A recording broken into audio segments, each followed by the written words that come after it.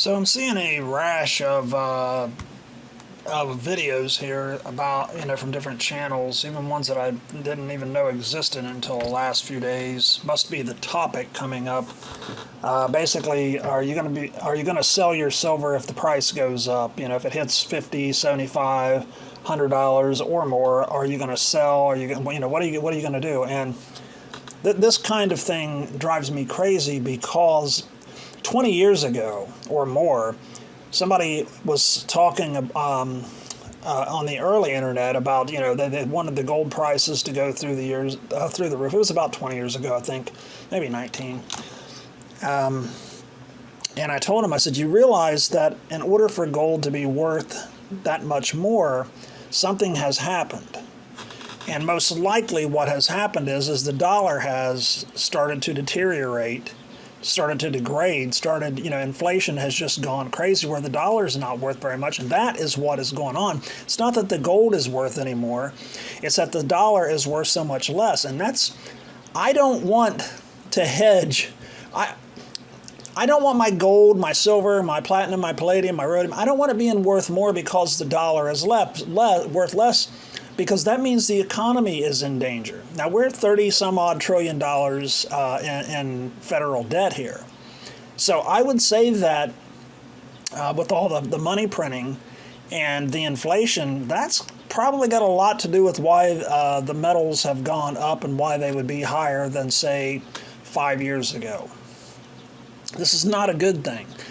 Now, it's a good thing for the people that are holding the metals if the dollar collapses, not that the dollar collapses, but if the dollar collapses, that they have those metals.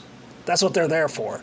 So when your metal is, say, worth $2,000-ish, and it's because the dollar is deteriorating, you can say, well, this is why I bought my gold. And hey, that's great, because, you go back whenever I was buying gold back in the 90s, an ounce of gold was under, it seems like it was $350, something. I remember paying $350 to $400 for the Gold Eagles. And I don't have my records going back that far.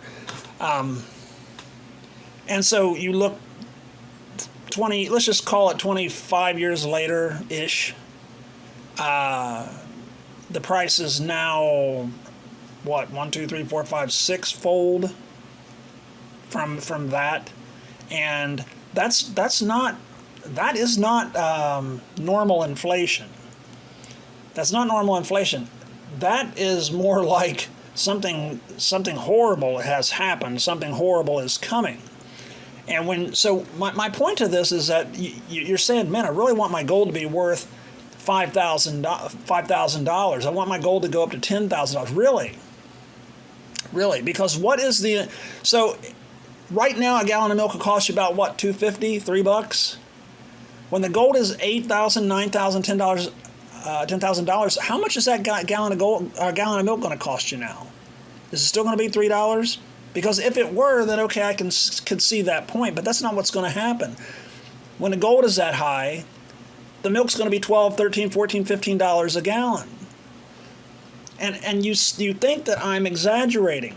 But again, almost 2 decades, or right around 2 decades ago, everybody was saying we wanted $2,000 gold. Not everybody, but a lot of people, they wanted to see their gold go up to $2,000 or higher. And here we are. Look at the inflation. And so when I see videos that are out there saying, hey, what would you do if your metals go up? Well, you have to ask that question in a certain context of, is the price up because of some out of control inflation, because of out of control debt, out of control money printing? Is that why it's worth that much higher? Because in that case, I'm not selling under any circumstances. Now, say we had the normal 2 to 3% inflation for the last 25 years, and then the gold goes up to $2,000, and we're still only, say that we don't have all this debt, say we've got 1/10 of the debt, which is still too much debt, but even at 10% of it's too much, but at least then I would think that, well, okay, but we're not in so much debt that I'm going to worry about the dollar collapsing yet. So in that kind of a scenario, yeah, I might be willing to part with the metals and get some fiat and take that fiat and turn it into something else. I'm not going to get rid of my investments, but I might be more willing to play around with it. The point of all this is saying, if the silver does hit 100, if the silver does hit 150, don't be a fool. Not in this economy. Don't be a fool and let it go. Just because it's up, that doesn't mean squat. The only thing that you're seeing is the dollar failing. Don't get rid of your hard assets. This reminds me of something, and I'm sorry, I hate to bring up the guy's name, but Dave Ramsey, a video of his I watched a couple years ago, and it might have been an older video. Maybe he's changed his point of view from then, but he's basically saying something to somebody that made it sound like they should get rid of their hard asset, which was silver, at a loss to pay down debt that they could have easily taken care of without getting rid of their hard asset, the silver, at a loss. They could have easily gotten a loan and then paid that off as quick as possible. People do this all the time. Reconsolidate debt. There's nothing wrong with that. Yeah, you're going to pay a little bit of interest, but if you be responsible and pay it off quick, you're going to get it paid off. Don't get rid of the hard asset. Especially not at a loss. If you got a $40,000 asset that you paid $40,000 for, and right now it's valued at $20,000, nobody with a brain's going to sell low. I mean, I get it that they do it on Wall Street, but that's just stupidity. And when it's stocks, it's probably a different thing. You don't know if these companies are going to go bankrupt. You could lose every dime, and I get that. That doesn't happen with physical silver, physical gold, physical metals in your possession. You've always got them. They can't go bankrupt. The fiat value can go up and down, but they're not going anywhere. That's my point. One thing, number one, stop wishing that the price would go through the roof. If it spikes up and nosedives back down, there's nothing wrong with that. That could be a short-term supply and demand thing. That could be somebody said, hey, there's going to be a war breaking out in the Middle East or whatever. Some dumbass in the media says something stupid and it makes people panic, and so they go out and buy every ounce of silver and gold that they can get their hands on. That drives the price up short term, but it always comes back down to that average equilibrium price. That's okay. You can wish for like a spike so you can, say, dump some and trade stuff off or get some more fiat, whatever you want to do there. But when you're wanting it to go up and stay up, there's a reason why that's going to happen. And in most cases, in this world, it's not going to be a good thing. It's not going to be good when silver hits 10 or gold hits 10,000. It's not going to be a good thing when silver hits 1,000.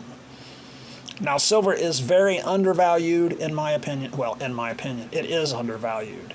It's controlled, manipulated. It'll always be manipulated, but it's being manipulated way too much. It should probably be averaging $75 an ounce, something to that effect.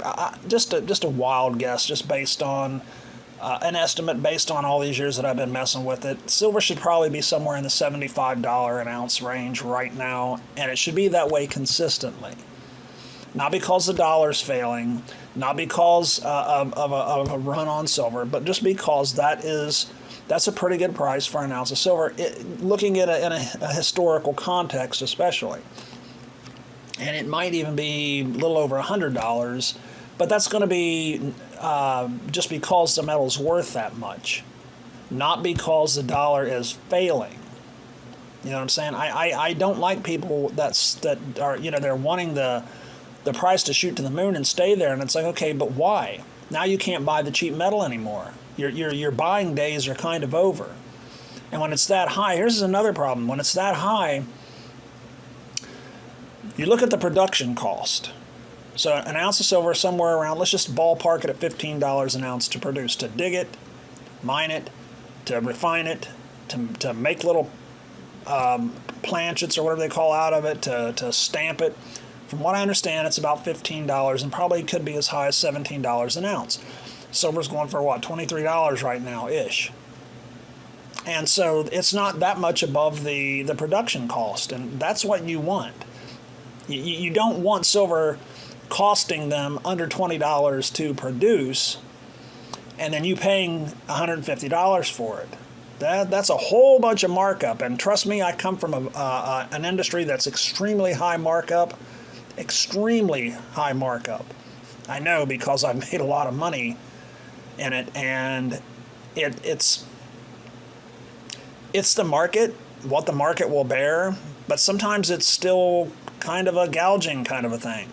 You know, it's like these people that buy these houses and fix them up a little bit, and then they charge 3 times the rent, but they buy up entire neighborhoods, or they all follow suit, and so now the rent, instead of the rent being $1,000, the rent is $3,000, and then people can't afford to do that. That's where we're headed with the metals. You know, right now we can all afford to buy a few ounces of silver every month. It goes up to $100 to $200 an ounce. How much are you buying then? You know, and if it's way above the production cost, this is the horrible thing about this, and you got to wrap your mind around this. $17 an ounce to, let's just call it 17. That's the high end. You can get it for $22, $23, $24, $25, including the premium, maybe $25, $26, depending on what you're getting. Okay, so that's what you're let's just say you're $10 over production. But if the cost goes up, if the going rate is $100 an ounce, now you're like $83 over. That gives you a whole big bunch of wiggle room in that potential price. So that means that you could spend $100 an ounce. Theoretically, it could come back down to 20. Now, how much of your percentage of your money are you losing if you sell right now? You see what I'm saying? If the production cost is $17 an ounce, and you're buying it for $27 an ounce, that's only a $10 spread there.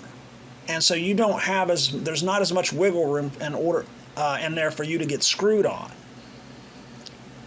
So it would be better, and it would be to your best interest if silver never goes up. If it's always $10, or, you know, say cost plus 50%, cost plus 60%, and there's your retail price. 60% of the cost to produce plus 60%, there's your retail cost. That would be a good range to stay in.